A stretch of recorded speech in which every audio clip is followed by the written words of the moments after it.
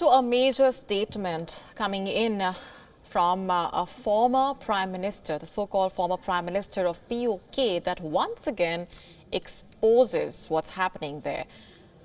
The statement publicly hinting in a way at Pakistan's direct role in the Red Fort car bombing.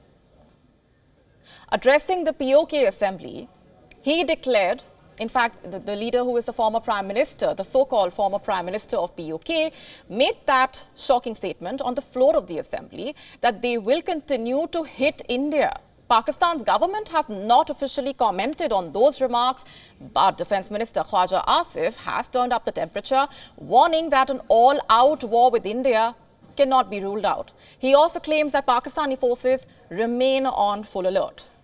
But as the Red Fort blast probe reportedly shows direct links between the attack and the Jaish-e-Mohammed, the car used in the attack has also been traced back to the same Jaish-linked terror cell reportedly. In April this year, Pakistan's Defence Minister Khwaja Asif told Sky News that Pakistan had been doing terror-related dirty work. You do admit, sir, that Pakistan has had a long history of backing and supporting and training and funding these terrorist organizations. We have been doing this dirty work for the United States for about 3 decades, and West, including Britain.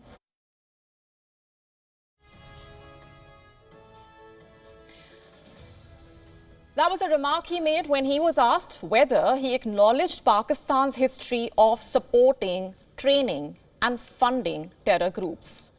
Now, these two statements separated by months, but then they are identical in the implication. And once again, putting Pakistan in the dock, they raise critical questions about state knowledge and state responsibility in operations involving terror networks. With the Prime Minister of India having warned repeatedly that any future act of terror would be treated as an act of war.